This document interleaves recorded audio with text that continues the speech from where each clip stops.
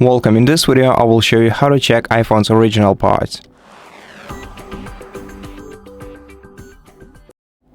To check if your iPhone's parts were ever replaced and if they are original, you're gonna have to go to Settings, then in Settings open General section, and then in General go to About. Now here, under Limited Warranty, you would be able to see parts and service history menu in case if the parts of your iPhone were ever replaced.